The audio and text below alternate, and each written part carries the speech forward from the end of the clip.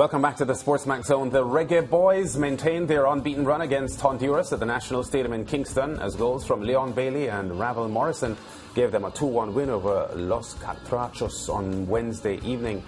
That was only the second win for the Jamaicans in the World Cup qualifying campaign and saw them finish 6th in the octagonal round of CONCACAF qualifying action. These are the standings at the end of the World Cup qualifiers. The Canadians, top of the qualifying group on goal difference over Mexico, the USA, 3 points further back in third. They were the 3 direct qualifiers to the Qatar World Cup finals coming up later this year. Costa Rica will be involved in an inter-confederation playoff match. So those are the 3.5 spots that CONCACAF has for the World Cup finals. Panama ending 5th, the Jamaicans in 6th, and El Salvador and Honduras finishing bottom of the table. And the results from the games played on the 14th and final match day: Panama 1-0 over Canada, Costa Rica 2-0 over the USA, and Mexico 2-0 over El Salvador. We told you about the Jamaica 2-1 victory over Honduras already. Interim head coach Paul Hall wants Jamaican fans to be patient, even as he declared that he is the man for the job on a long-term basis. Well, it was important for everybody, I think. I think it wasn't really that, it was important to me, but everybody's hanging on this winning thing. But, you know, all that winning, it's good, but it needs to be consistent, and we need to get this team, you know, winning can paper over a lot of cracks that are already there. So I want everybody to try to be patient with this team, because it is a 10-year plan. And, you know, you'll start to see the fruition after 5, 6, 7 years, consistently. But, you know, so winning today was excellent. But we need to make sure that we're planning for the future, and we're doing that. No, I want to lay the foundation. There's some good things happening in the future for Jamaican football, and I want to be a part of that. But, you know, like I said, I feel I'm the person to do that, along with the people who I've been working with. We've had, you know, training sessions that are structured. You can see it on the pitch that the players are trying to play a brand of football that's attractive to look at. We've got some really good players, and I want to make competition for places.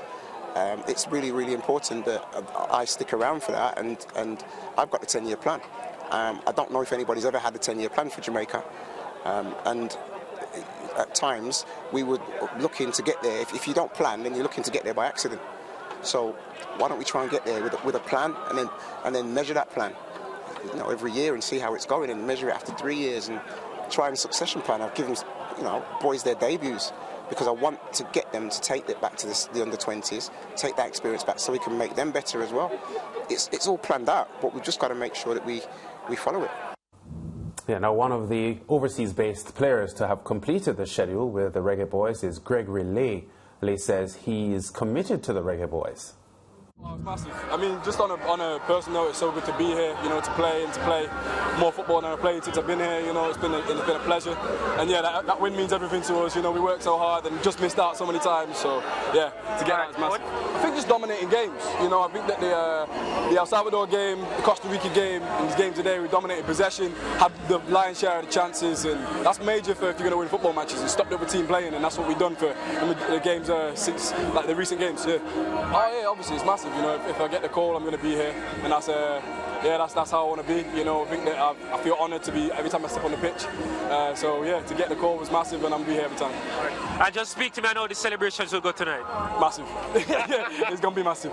All right, thanks for speaking with us, man. Appreciate it. Thank you, man. Thank you. Yeah, Reggae Boyz captain Andre Blake says despite the failed qualifying campaign, there are positives to take from the World Cup journey.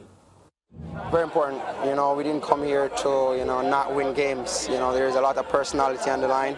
You know, we have our winners, we have character, you know, so we go out there. Even though, you know, we didn't have a chance to qualify, we went out there and gave it our best to try and win the game, and we were able to do that tonight, so I'm very thankful for that. Yeah, I mean, it definitely didn't go our way, you know, but I mean, we didn't give up. you know, regardless, you know, we came out and we fight every game, you know, and I think tonight was a very well-earned victory. You know, I think if we go back throughout, you know, some of the games, you know, they didn't really go our way. I feel like out of the 14 games, I can probably name only 3 games where we were really beaten.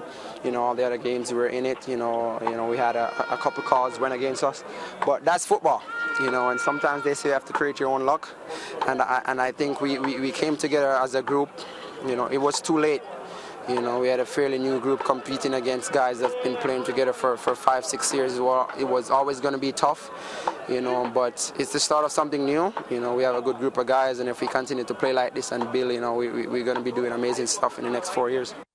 Yeah, Reggae Boys captain Andre Blake there. George, what do you make of the campaign for the Reggae Boys? Now that it's over, we have spoken about several issues regarding the team for months.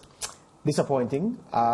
If you had said at the start of the campaign that the campaign as designed would yield these results, then, well, let me rephrase that.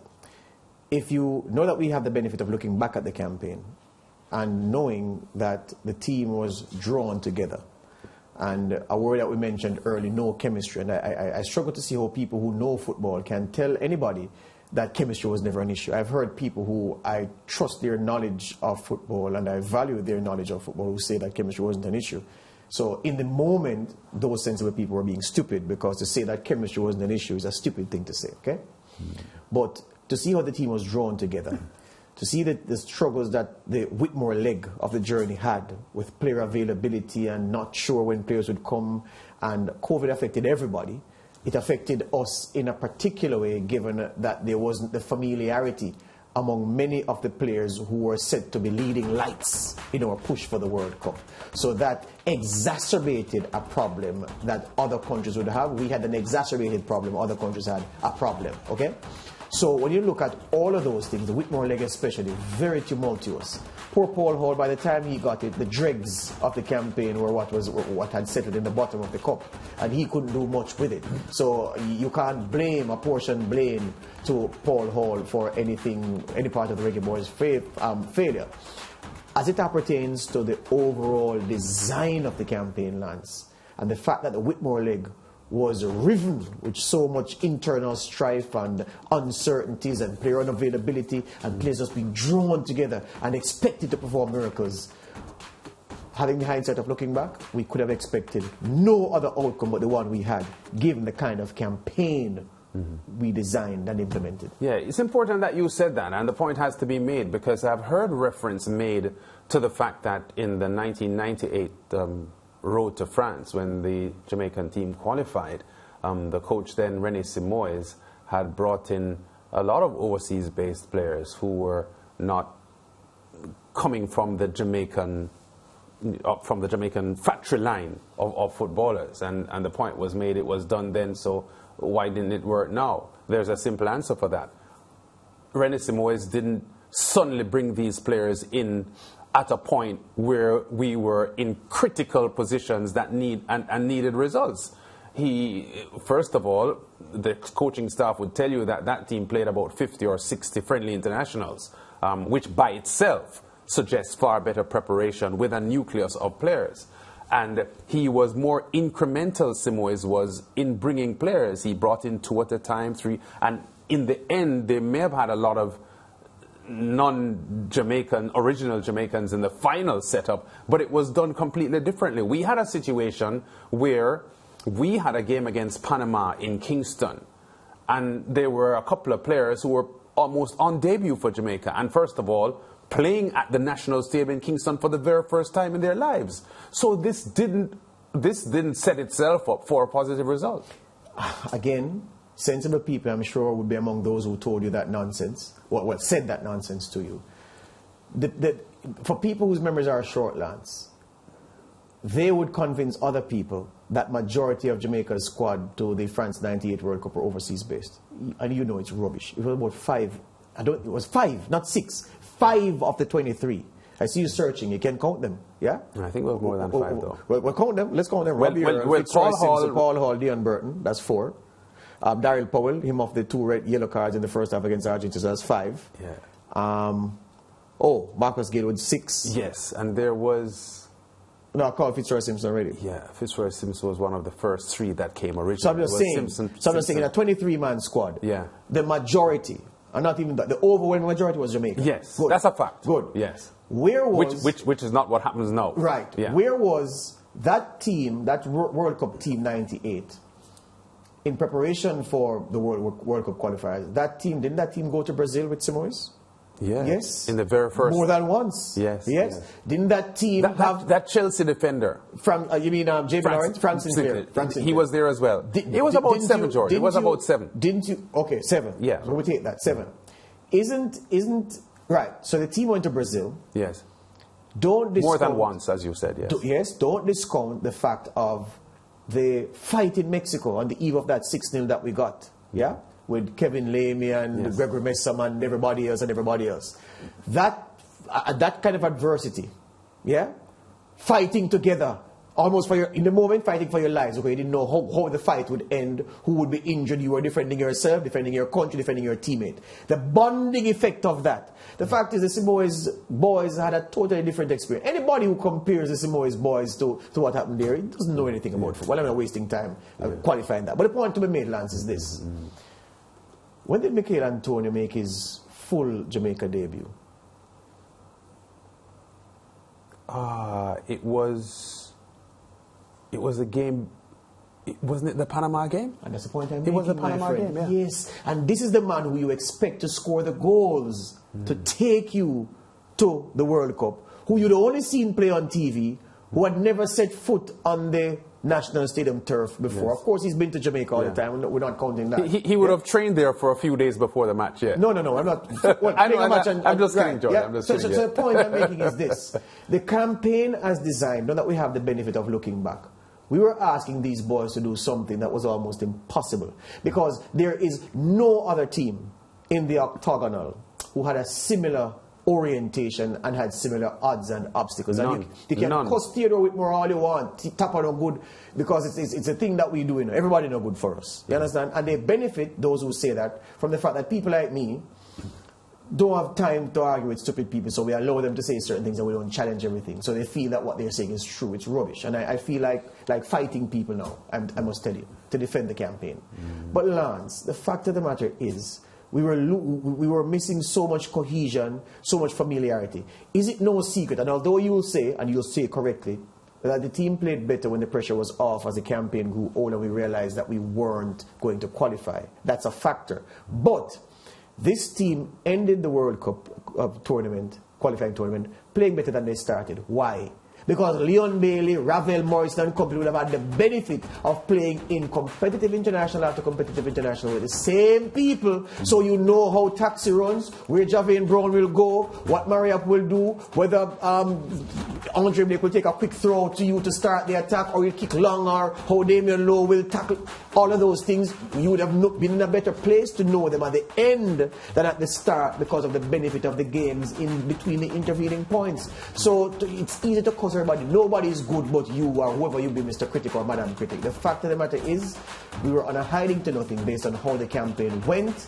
It wasn't planned properly because of exigencies, because of exigencies, and as I said, COVID caused a problem for most people. It caused an exacerbated problem for us. Yeah, but you know what? About a year and a half or so before the real qualifier started, a couple of the Reggae boys, including the captain Andre Blake, had said some things that were pretty prophetic. You know, there was a narrative coming from the captain's mouth that we need to settle on a squad and organize ourselves from now. He said this long before the qualifying series started, and it turns out that that didn't quite happen. And it is a large part of the reason why the Reggae boys have finished so low down in the table. A lot of people are arguing, George, and I remember when Theodore Whitmore was still coach, this is one of the things they would use to beat Whitmore, that the roster, when you look at the roster and the quality of the roster, it is probably the best team we've ever assembled for World Cup Best qualifying. Individuals you've ever assembled. Best individuals. So that by itself is something they're using to fuel the argument that the Jamaican team should have done better. But as you correctly pointed out earlier on, that doesn't happen like that. one of the problems, and I hear decade after decade, football purists in Jamaica use this word philosophy. Jamaica doesn't have a football philosophy. Has it ever had a philosophy? No, I Okay, don't. I thank you very don't much. know that they ever had a football philosophy. So when players are brought together to represent the Reggae Boyz, it's almost as if they're starting over under a new coach, under a coach that has a vision, albeit for the near future, Yes. not the distant future, Yes. in how to get some things done. I heard Paul Hall talking about a 10-year plan. Not in my lifetime I've ever seen a coach Jamaica for 10 years in a row. Yes. No coaching lifespan has gone so long. Yes. I think Carl Brown accumulatively may have been coach Yes. for somewhere there, but it wasn't on a stretch. So, I like what he says, but given how football is run in Jamaica, it is not practical. Yes. Because it's very possible that in 3 years from now, Paul Hall won't be the coach. Yes. So his plan that he's setting up and the future that he has designed for how he wants to, build this team and so on, is a good narrative. But we know how Jamaica's football is run, and as I said, it is. I can easily see 3-4 years from now Paul Hall not being the coach. So Well, his ambition for a 10-year plan to build from the position that the Jamaicans are in now to a position that he would like to see them in 10 years ago. It sounds nice in words, but I don't know if it's going to happen. Well, that what you just explained is why we need a footballing philosophy. Yes. Because even if, and as you say, and I'm with you there, if Paul Hall stays on, he's retained, given the job full time and stays on 3-4 years, even if he goes, the man who comes in would say, okay, this is the blueprint you want me to follow? Okay, let me get to it. This is how I'm going to get to the target set out under the blueprint. That's why you need a footballing philosophy. So if the personnel changes, Yes. the pursuit, the goals, the approach doesn't change. That's why we need one. It's just disappointing though all around that we are not there. Yes, I agree. The best individuals that we've ever assembled were assembled in this campaign. And it hurts to not get success with them. But based on how the qualification went and the circumstances, Yeah. many things we know that we don't say because we can't say. You really couldn't have expected another outcome. No, we couldn't. Break time. More on the zone coming up after this.